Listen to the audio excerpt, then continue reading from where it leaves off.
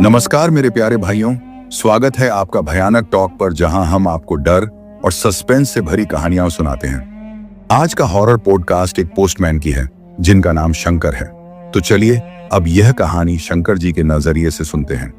लेकिन उससे पहले आप लोगों से एक शिकायत है। आप लोग स्टोरी को पूरा सुनते हैं लेकिन लाइक नहीं करते हैं। इस बार आप लोगों से मैंने बहुत उम्मीद लगाई है कि आप लोग अब की बार वीडियो को लाइक भी करेंगे और चैनल को सब्सक्राइब भी करेंगे।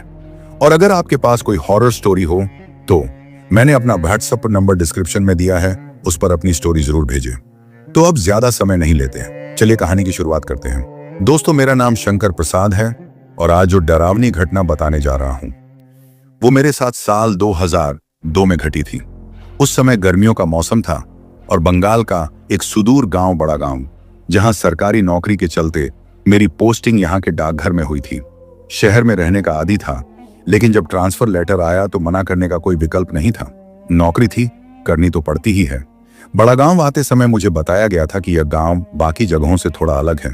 पहले तो लगा कोई सामान्य गांव होगा, लेकिन यहां आते ही जो पहली चीज मैंने महसूस की वो थी एक अजीब सन्नाटा।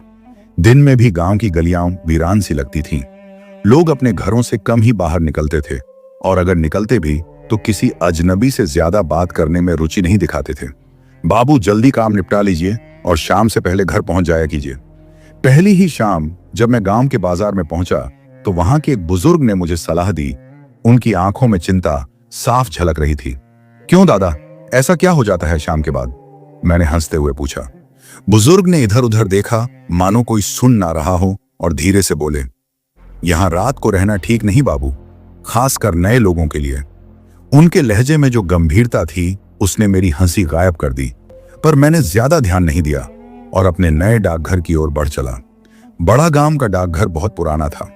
पुराने जमाने की लकड़ी की टेबल कुर्सी, दीवारों पर पीली पड़ चुकी चिट्ठियां और कोनों में जमी हुई धूल। मुझे यहां हेड पोस्ट मास्टर की जिम्मेदारी दी गई थी। स्टाफ में एकमात्र सहायक था हरिहर, जो पिछले कई सालों से यहां काम कर रहा था। पहले दिन जब मैं डाकघर में बैठा तो मुझे महसूस हुआ कि यहाँ हवा में एक अजीब सा भारीपन है। कभी कभी बिना किसी वजह के टेबल पर रखे कागज हिल जाते, खिड़कियां अचानक से खुद ब खुद खुल जाती और अजीब सी सरसराहट की आवाजें सुनाई देती। यहाँ ऐसा पहले भी होता है क्या? मैंने हरिहर से पूछा। वो एक पल को चुप रहा, फिर बोला, बाबू आप नए हैं, धीरे धीरे सब समझ जाएंगे। ज्यादा सवाल मत करिए, अपना काम कीजिए और शाम होते ही अपने क्वार्टर में चले जाया करिए। मुझे उसकी बातें अजीब लगी, लेकिन मैंने सोचा कि शायद वह मजाक कर रहा है। डाकघर गांव के बाहर था और वहां से कुछ किलोमीटर की दूरी पर एक पुराना हाईवे गुजरता था, जिसे लोग मौत का हाईवे कहते थे। मैंने पहली बार इस हाईवे का नाम सुना तो सोचा कि यह महज एक अफवाह होगी, लेकिन हरिहर ने मुझे बताया कि इस सड़क से गुजरने वाले लोग गायब हो जाते हैं, कुछ की लाशें मिलती हैं और कुछ कभी लौटते ही नहीं। आप इस सड़क से कभी मत जाइए बाबू, खासकर रात में।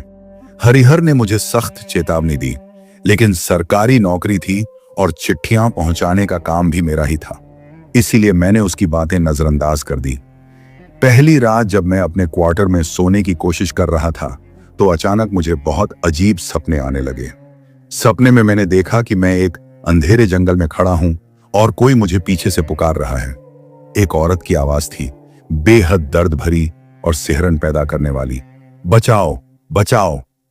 मैं जैसे ही पीछे मुड़ा तो देखा कि एक सफेद साड़ी पहने औरत मेरे सामने खड़ी थी। उसका चेहरा काला था और उसकी आंखें बिल्कुल सफेद, बिना पुतलियों के। मेरी नींद खुल गई और मैंने देखा कि पसीने से तरबतर था। कमरे की खिड़की अपने आप खुली हुई थी और बाहर से ठंडी हवा अंदर आ रही थी। लेकिन सबसे खौफनाक बात यह थी कि मेरे कानों में अब भी वही आवाज गूंज रही थी, बचाओ बचाओ।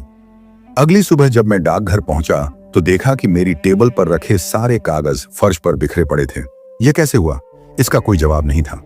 हरिहर ने जब यह देखा तो उसका चेहरा सफेद पड़ गया। बाबू, मैंने आपको कहा था यहां अजीब चीजें होती हैं। क्या सच में यह जगह भूतिया है? मैंने उससे सीधा सवाल किया।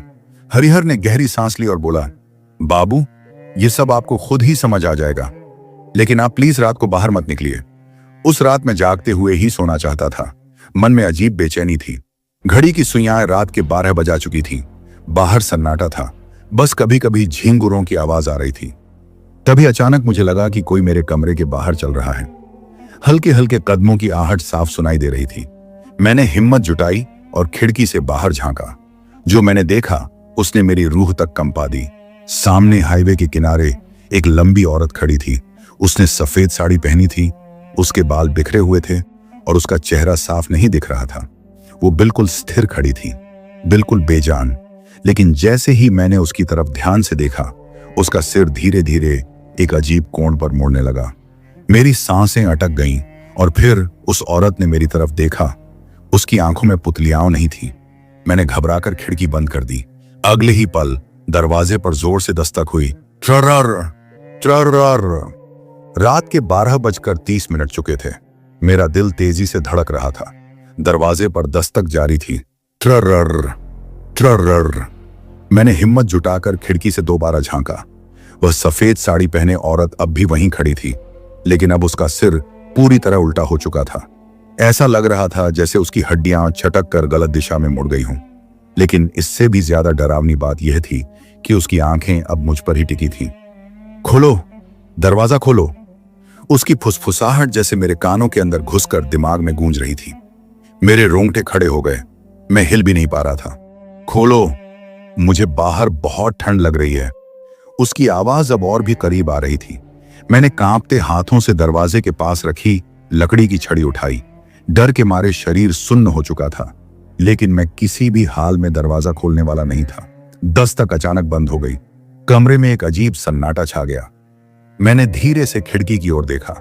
वह औरत गायब हो चुकी थी, लेकिन तभी खोलो, उसकी फुसफुसाहट सीधे मेरे कान के पास सुनाई दी। मैंने झटके से पलटकर देखा। कमरे में कोई नहीं था। मेरा पूरा शरीर पसीने से तर था। मैं अपने पलंग पर सिकुड़ कर बैठ गया, लेकिन मेरी नजरें दरवाजे पर जमी थी। रात का सन्नाटा और डरावना हो चुका था। झींगुरों की आवाज तक बंद हो गई थी। मैंने घड़ी की तरफ देखा। रात के 3 बज चुके थे। अब तक कुछ और अजीब नहीं हुआ था, लेकिन मेरा दिमाग यह सोचकर बेचैन था कि अगर वह औरत वापस आ गई तो। मैंने पूरी ताकत लगाकर खुद को शांत किया और बिस्तर पर लेट गया। आंखें बंद की ही थीं कि अचानक खर्र खर्र खर्र, ये किसी के सांस लेने की आवाज थी। मेरे ठीक सिरहाने से। मैंने झटके से आंखें खोली। वह औरत मेरे सिरहाने खड़ी थी। इस बार उसका चेहरा साफ दिख रहा था। काला जल चुका हुआ उसकी खाल जगह जगह से उधड़ी हुई थी। उसकी आंखों में पुतलियां नहीं थीं, लेकिन फिर भी ऐसा लग रहा था कि वह मुझे घूर रही है। मेरे हलक से चीख तक नहीं निकली। तुम बच नहीं सकते, तुम्हारा भी अंत हो चुका है, उसने यह कहा और अगले ही पल गायब हो गई। सूरज निकल चुका था, लेकिन मेरी आंखों में नींद नहीं थी। डर ने मेरी आत्मा तक को झकझोर दिया था। डाकघर पहुंचते ही हरिहर मुझे देखकर चौंक गया। बाबू, आप ठीक तो हैं? चेहरा इतना सफेद क्यों पड़ गया? मैंने उसे रात की घटना के बारे में सब बता दिया। हरिहर का चेहरा डर से नीला पड़ गया। बाबू, आपने बहुत बड़ी गलती कर दी। आप उस चीज की नजर में आ गए हैं। कौन चीज? क्या तुम जानते हो कि वो औरत कौन थी? हरिहर ने इधर उधर देखा, जैसे यह सुनने वाला कोई और न हो। फिर उसने फुसफुसाते हुए कहा, वो चुड़ैल है बाबू, मौत के हाईवे की चुड़ैल। अब वो आपको कभी चैन से नहीं रहने देगी। हरिहर की बातों ने मेरे रोंगटे खड़े कर दिए थे। मौत के हाईवे की चुड़ैल? मैंने कांपती आवाज में पूछा।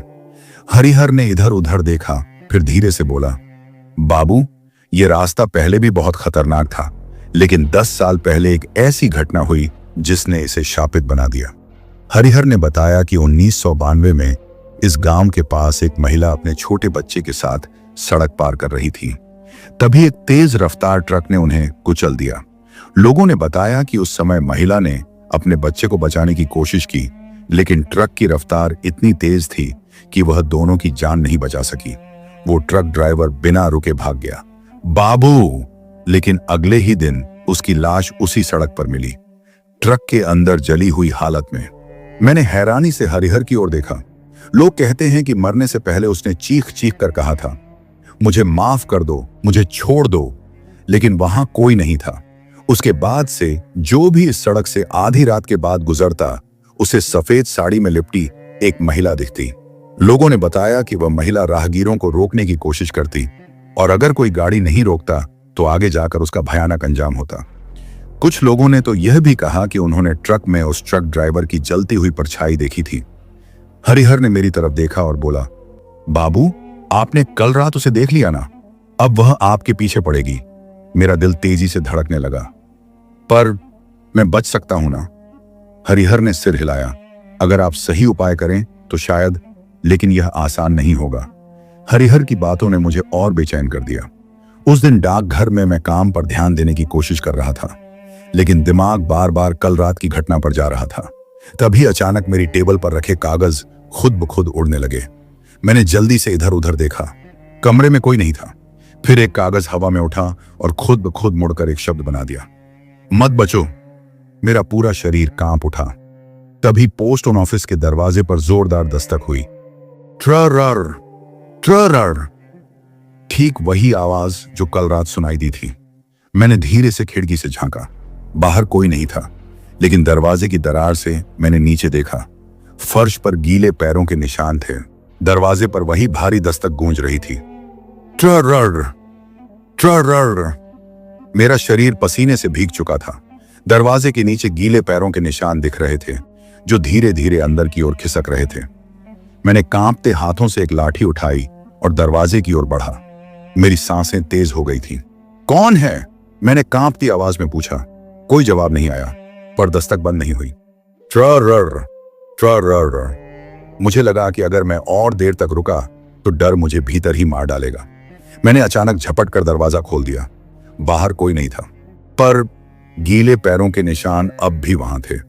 मैंने घबराकर चारों तरफ देखा, पर दूर दूर तक कोई नहीं था।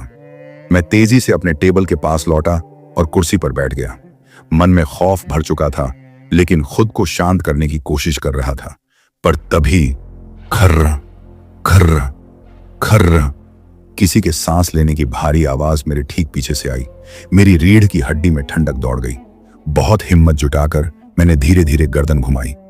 एक काली परछाई मेरी कुर्सी के पीछे खड़ी थी। उसकी लंबाई सामान्य से अधिक थी और उसकी आंखें जलते कोयले की तरह लाल थीं। वह धीरे धीरे मेरी ओर झुक रही थी। तुम बच नहीं सकते, उसकी फुसफुसाहट मेरे कानों में गूंजने लगी। मैं घबराकर कुर्सी से गिर पड़ा और जल्दी से पीछे हट गया। पर जब मैंने दोबारा देखा, वह गायब हो चुकी थी। डर के मारे मेरी हिम्मत टूट चुकी थी। मैं किसी तरह खुद को संभालते हुए हरिहर के पास पहुंचा और सारी बात बता दी। हरिहर ने घबराकर मेरी ओर देखा। बाबू, यह बहुत बुरा संकेत है। अब वह आपके आसपास ही रहेगी। तो अब क्या करूं? मैंने हताश होकर पूछा। हरिहर ने मेरी जेब में एक काले धागे में बंधा ताबीज रखा और कहा, इसे गले में पहन लो और एक काम और करना होगा। क्या? हरिहर ने चारों ओर देखा, फिर फुसफुसाते हुए कहा, आज रात 12 बजे से पहले आपको गांव के पीपल के पेड़ के नीचे तेल चढ़ाना होगा। अगर ऐसा नहीं किया तो वह पूरी तरह आपके ऊपर सवार हो जाएगी। मेरे शरीर में झुरझुरी दौड़ गई। और अगर मैं ऐसा ना करूं? मैंने कांपते हुए पूछा। हरिहर ने गहरी सांस ली और कहा, तो तुम अगली सुबह देखने के लिए जीवित नहीं बचोगे बाबू। मेरे पास कोई और रास्ता नहीं था। रात करीब 11:30 मैं तेल की छोटी कटोरी लेकर गांव के बाहर पीपल के पेड़ की ओर बढ़ा। सड़कें वीरान थीं। हर कदम के साथ ऐसा लग रहा था जैसे कोई मुझे देख रहा हो। जब मैं पीपल के पेड़ के पास पहुंचा तो एक अजीब ठंडी हवा चलने लगी। मैंने तेल जमीन पर चढ़ाने के लिए कटोरी झुका ही रहा था कि तू मुझसे बच नहीं सकता। पीछे से वही भयानक फुसफुसाहट आई। मैंने झटके से गर्दन घुमाई। सामने वही औरत खड़ी थी। उसका चेहरा अब और भी ज्यादा विकृत हो चुका था, जैसे उसकी खाल गल रही हो। उसकी हड्डियां चटकने लगीं और उसके मुंह से काले धुएं की लकीरें निकल रही थीं। तू मेरी मदद करेगा या मरेगा? मेरे हाथ से तेल की कटोरी गिर गई और फिर वो मुझ पर झपट पड़ी। वो डरावनी चुड़ैल मुझ पर झपट पड़ी। मेरे पैर जड़ हो चुके थे। मैं भागना चाहता था, लेकिन शरीर ने मानो जवाब ही देना बंद कर दिया था। चुड़ैल की आंखें कोयले जैसी जल रही थीं। उसकी चीरती हुई चीख मेरे कानों को सुन्न कर रही थी। तू मुझसे बच नहीं सकता। उसकी आवाज मेरे दिमाग में हथौड़े की तरह बज रही थी। आखिरी उम्मीद थी हरिहर का दिया हुआ ताबीज। मैंने कांपते हुए अपने गले की ओर हाथ बढ़ाया और ताबीज को जोर से पकड़ा। जैसे ही मैंने ताबीज को अपनी मुट्ठी में दबाया, हवा अचानक भारी हो गई। चुड़ैल की आंखों में क्रोध उमड़ पड़ा। यह नहीं चलेगा। तेरा ताबीज तुझे नहीं बचाएगा। मैंने जैसे तैसे हिम्मत जुटाकर तेल की कटोरी को उठाया और पीपल के पेड़ की जड़ में डाल दिया। जैसे ही तेल गिरा, वहां भयानक चीख गूंज उठी। चुड़ैल पीछे हटने लगी, उसकी चमड़ी जलने लगी थी। मुझे अब भागने का मौका मिल गया था। मैंने पूरी ताकत लगाकर गांव की ओर दौड़ लगाई।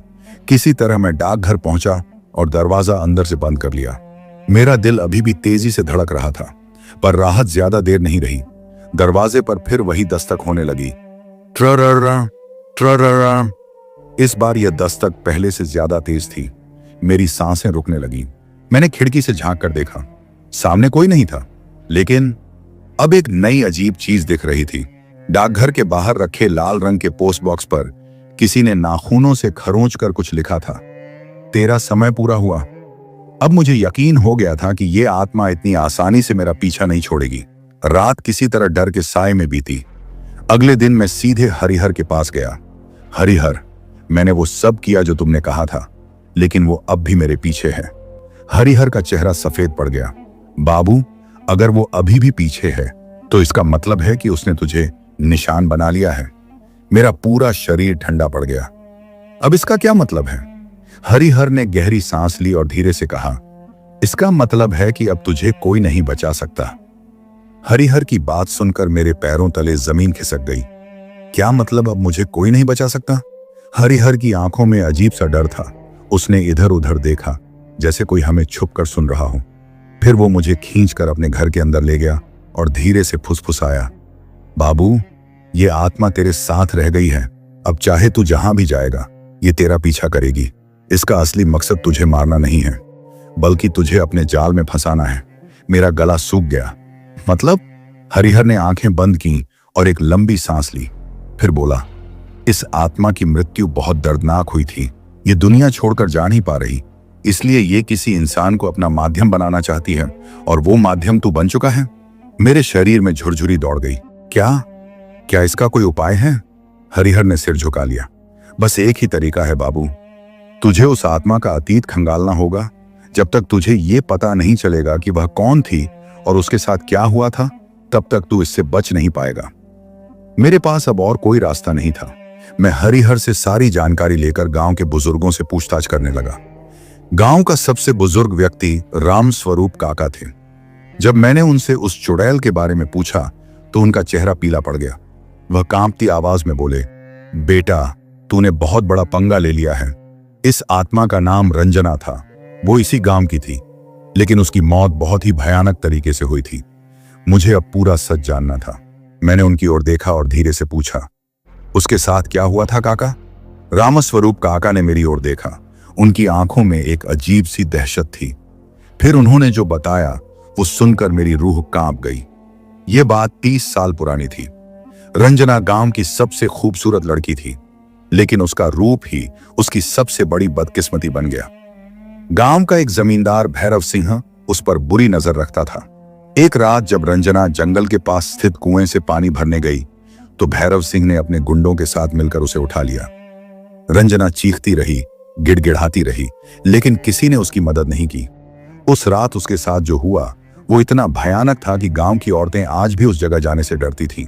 फिर भैरव सिंह और उसके आदमियों ने उसे मारकर उसी पीपल के पेड़ के नीचे दफना दिया जहां मैंने तेल चढ़ाया था। रामस्वरूप काका बोले, रंजना की आत्मा कभी मुक्ति नहीं पा सकी। वो अब भी भटक रही है और अब उसने तुझे चुन लिया है। वो चाहती है कि तू उसकी मदद करे। मेरा सिर चकरा गया, पर मैं उसकी मदद कैसे कर सकता हूं? रामस्वरूप काका बोले, भैरव सिंह की मौत हो चुकी है, लेकिन उसके परिवार के कुछ लोग अब भी जिंदा हैं। जब तक रंजना को इंसाफ नहीं मिलेगा, तब तक उसकी आत्मा इस दुनिया से नहीं जाएगी। अब मुझे समझ आ चुका था कि मुझे क्या करना है। मुझे भैरव सिंह के परिवार का पता लगाना था।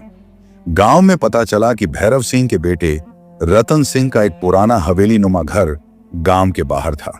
मैंने हिम्मत जुटाई और रात को वहां जाने का फैसला किया।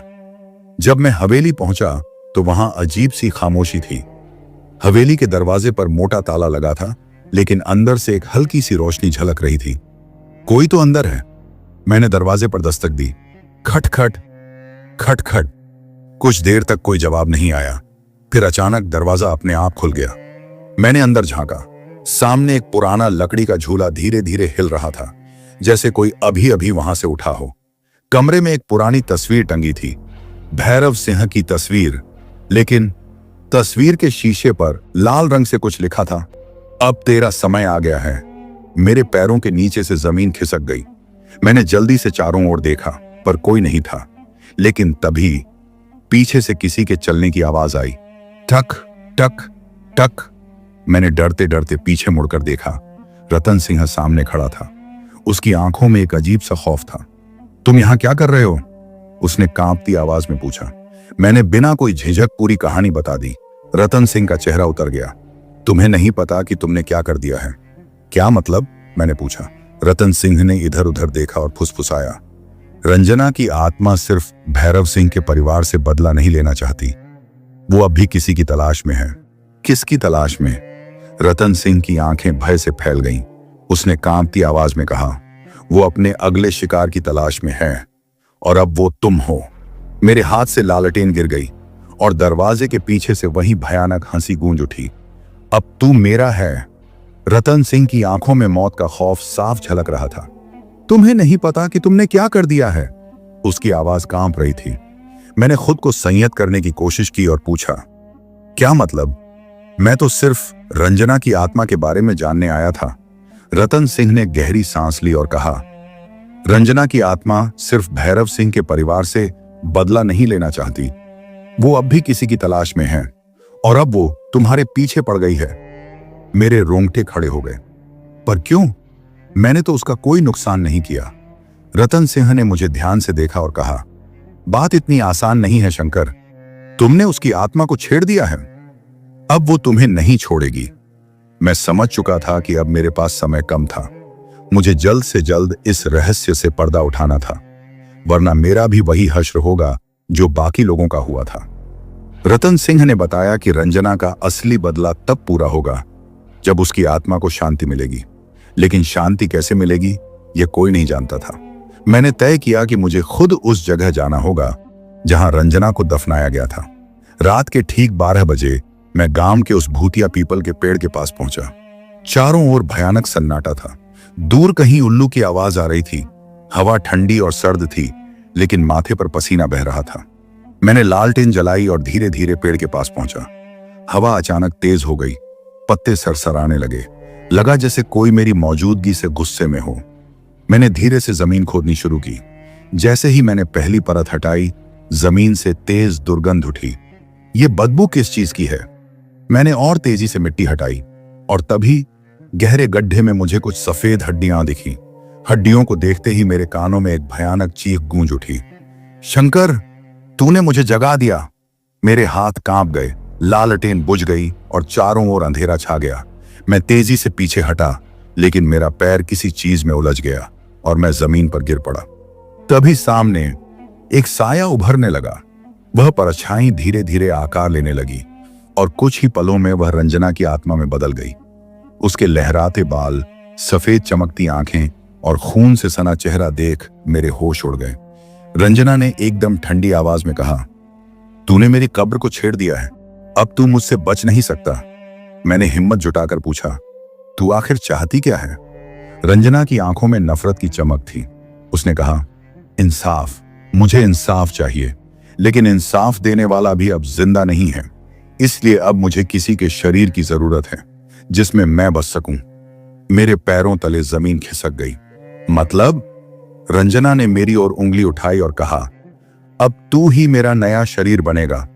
तभी एक अजीब ताकत ने मुझे अपनी ओर खींचना शुरू कर दिया। मेरा शरीर सुन्न होने लगा। ऐसा लग रहा था कि मेरी आत्मा शरीर से अलग हो रही है। चारों ओर अंधेरा छाने लगा। कानों में अजीब सी आवाजें गूंजने लगीं। अब तू मुझसे बच नहीं सकता।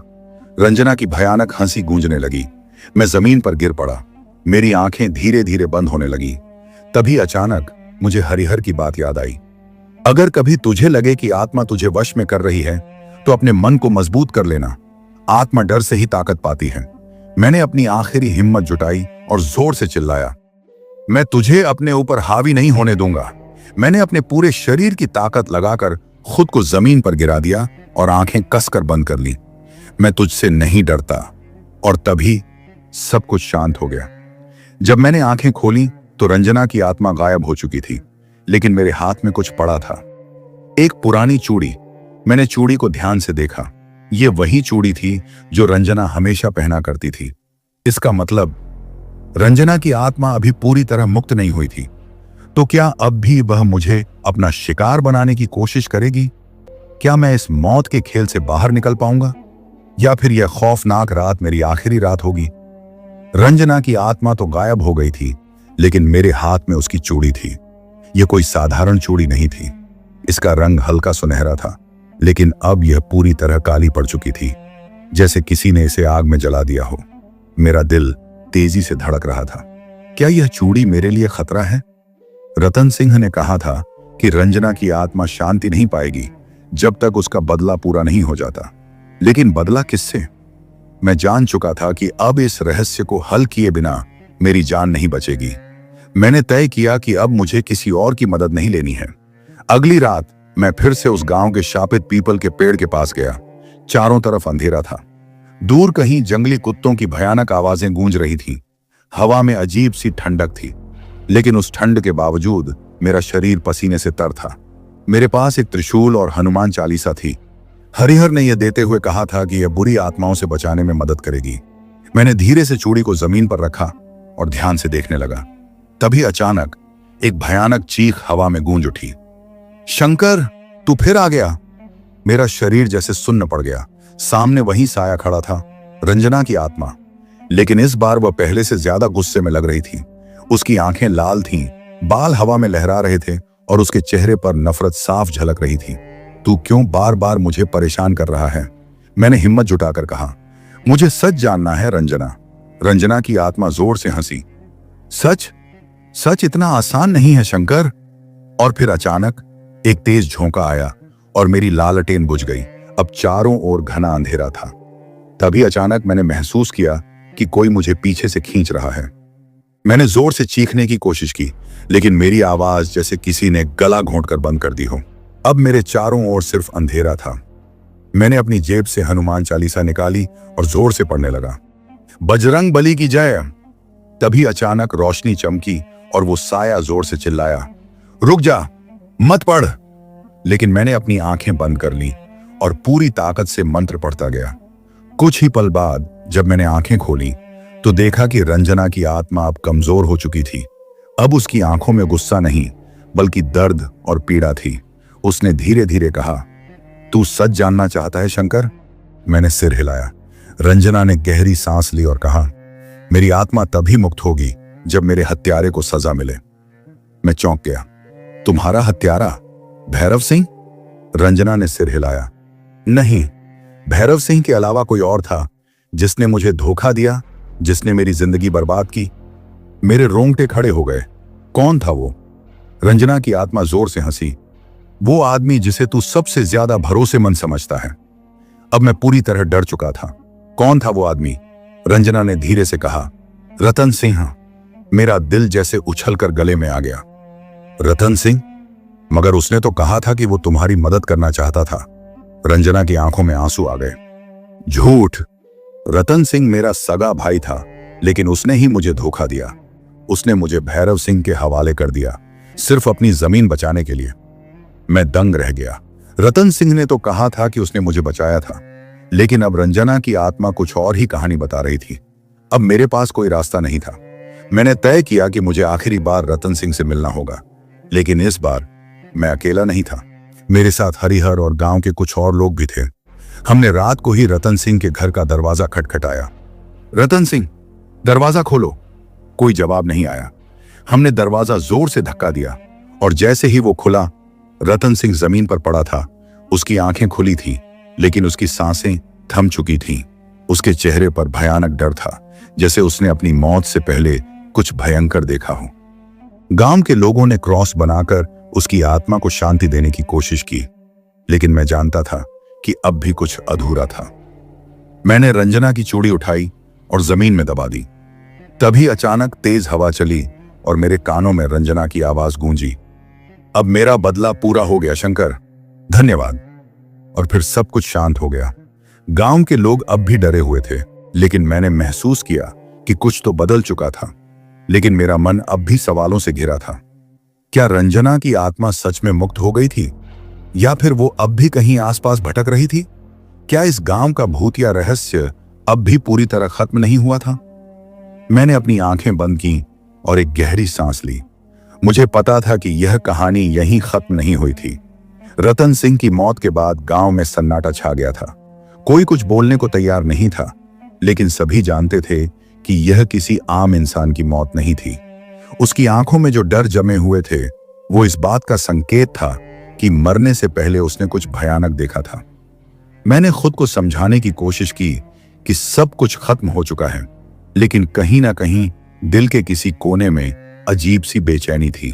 रंजना की आत्मा ने कहा था कि उसका बदला पूरा हो गया है, लेकिन अगर ऐसा था तो अब भी यह बेचैनी क्यों थी? रात होते ही गांव के लोग अपने अपने घरों में बंद हो गए। किसी को भी बाहर निकलने की हिम्मत नहीं हो रही थी, लेकिन मुझे चैन नहीं मिल रहा था। मेरे कानों में अब भी रतन सिंह की खामोश चीखें गूंज रही थीं। रतन सिंह की मौत अचानक कैसे हुई? अगर रंजना की आत्मा मुक्त हो चुकी थी तो फिर यह सब क्यों हो रहा था? मैंने लालटेन जलाई और अपनी छोटी सी कोठरी के कोने में बैठ गया। चारों ओर घना अंधेरा था। हवा के झोंके कमरे के खिड़की से टकराकर अजीब सी आवाजें कर रहे थे। तभी शंकर, मेरे कानों में एक धीमी ठंडी आवाज पड़ी। मेरा पूरा शरीर सुन्न पड़ गया। मैंने धीरे से लालटेन उठाई और इधर उधर देखा। कोई नहीं था, लेकिन मुझे महसूस हो रहा था कि कोई मेरे पीछे खड़ा है। मेरा दिल जोर जोर से धड़कने लगा। मैंने जैसे ही मुड़कर देखा, एक साया मेरे सामने था। उस साये की आंखें लाल थीं, बाल बिखरे हुए थे और शरीर पूरी तरह से काले धुएं में लिपटा हुआ था। यह रंजना की आत्मा नहीं थी, ये कोई और था। कौन हो तुम? मेरी आवाज कांप रही थी। साये ने धीरे धीरे मेरी ओर हाथ बढ़ाया और भयानक आवाज में कहा, अब भी सब कुछ खत्म नहीं हुआ है शंकर। क्या मतलब? मैंने हिम्मत जुटाकर पूछा। उसने गहरी सांस ली और कहा, रंजना की आत्मा तो मुक्त हो गई, लेकिन जिस बुराई ने उसे मारा था वो अब भी जिंदा है। मैं पूरी तरह चौंक गया। तुम क्या कहना चाहते हो? साया धीरे से बोला। अगर सच में सब कुछ खत्म हो चुका होता तो रतन सिंह की मौत ऐसे नहीं होती। मुझे अचानक समझ में आने लगा कि बात क्या थी। रतन सिंह की मौत एक रहस्य थी। गांव वाले इसे आत्मा का प्रकोप समझ रहे थे, लेकिन अगर यह किसी और की करतूत थी तो मुझे क्या करना होगा? साय ने धीरे से कहा, उसी जंगल में वापस जाओ जहां से यह सब शुरू हुआ था। मैंने बिना समय गंवाए अपनी लालटेन उठाई और जंगल की ओर चल पड़ा। रात का समय था, आसमान में बादल छाए हुए थे, चांद भी ठीक से दिखाई नहीं दे रहा था। हर तरफ सन्नाटा था, लेकिन मुझे महसूस हो रहा था कि कोई मुझे देख रहा है। मेरे कदम जैसे जैसे जंगल के अंदर बढ़ रहे थे, अजीब अजीब आवाजें सुनाई देने लगी। कभी किसी के फुसफुसाने की आवाज आती तो कभी किसी के पैरों की आहट सुनाई देती। जंगल के बीचों बीच पहुंचकर मैंने चारों ओर देखा। यही वो जगह थी जहां से मैंने पहली बार रंजना की कहानी सुनी थी। तभी अचानक पेड़ों के पीछे से एक परछाई निकली। उसके शरीर से अजीब सी धुआं उठ रहा था। मैं समझ गया, यह भैरव सिंह की आत्मा थी। तू यहां क्या कर रहा है? मैंने कांपते हुए पूछा। भैरव सिंह, हंसा, तुझे क्या लगा शंकर? सिर्फ रंजना की आत्मा को मुक्त करने से सब खत्म हो जाएगा? मैंने कोई जवाब नहीं दिया। भैरव ने आगे बढ़ते हुए कहा, मैंने सिर्फ रंजना को ही नहीं मारा था, और भी कई मासूमों की बलि चढ़ाई थी। मेरी आंखें चौड़ी हो गईं। तो क्या इस जंगल में सिर्फ रंजना की आत्मा नहीं थी, बल्कि और भी आत्माएं कैद थीं? अब क्या चाहते हो? मैंने हिम्मत करके पूछा। भैरव सिंह की आत्मा जोर से हंसी। अब बारी तेरी है शंकर। मुझे महसूस हुआ कि अब बचने का कोई रास्ता नहीं था। मैंने अपनी जेब से हनुमान चालीसा निकाली और जोर से पढ़ना शुरू किया। बजरंग बली की जय। जैसे ही मैंने पहला मंत्र पढ़ा, भैरव सिंह जोर से चीखने लगा। उसका शरीर जलने लगा। उसके चेहरे पर तकलीफ के भाव थे, लेकिन वो इतनी आसानी से हारने वाला नहीं था। उसने जोर से हवा में हाथ लहराया और अचानक चारों तरफ आग लग गई। पेड़ों से चिंगारियां निकलने लगी, जमीन हिलने लगी और हवा में गूंजने लगी। भूतिया हंसी। मुझे लग रहा था कि अब मैं बच नहीं पाऊंगा। तभी अचानक हरिहर बाबा जंगल में आ पहुंचे। उनके हाथ में एक त्रिशूल था जिस पर लाल धागा बंधा था। पीछे हट दुष्ट आत्मा, बाबा ने जोर से कहा। भैरव सिंह की आत्मा जोर से चीखी, लेकिन अब वो कमजोर पड़ रही थी। बाबा ने मंत्र पढ़कर त्रिशूल जमीन में गाड़ दिया। चारों ओर एक तेज रोशनी फैली और भैरव सिंह की आत्मा जलने लगी। नहीं, मुझे मत जलाओ। लेकिन अब बहुत देर हो चुकी थी। कुछ ही पलों में भैरव सिंह की आत्मा पूरी तरह जल गई और जंगल में फिर से सन्नाटा छा गया। मैंने गहरी सांस ली। शायद अब सब खत्म हो चुका था। बाबा ने मेरी ओर देखा और कहा, अब गांव पर कोई खतरा नहीं है शंकर। मैंने सिर हिलाया। हम दोनों जंगल से बाहर निकले। गांव में पहली बार एक अजीब सा सुकून था। लोगों के चेहरों पर डर की जगह शांति थी। अब कोई भूतिया साया नहीं था, कोई बुरी ताकत नहीं थी। सब कुछ खत्म हो चुका था। कुछ हफ्तों बाद मैं गांव छोड़कर चला गया। लेकिन जब भी मैं पीछे मुड़कर देखता तो मुझे लगता कि शायद कोई अब भी मुझे देख रहा है। शायद कोई अब भी उस जंगल में भटक रहा है। शायद कुछ कहानियां कभी खत्म नहीं होती। दोस्तों, ये कहानी यही खत्म हुई। अगर आपको यह कहानी पसंद आई हो तो वीडियो को लाइक और चैनल को सब्सक्राइब करें ताकि और भी डरावनी कहानियां आप तक पहुंच सकें। अगली हॉरर कहानी किस टॉपिक पर चाहिए कमेंट में जरूर बताएं। कहानी को अंत तक सुनने के लिए दिल से धन्यवाद दोस्तों। आज के लिए बस इतना ही। मिलते हैं जल्द ही कुछ नई कहानियों के साथ। तब तक के लिए अपना ध्यान रखिए।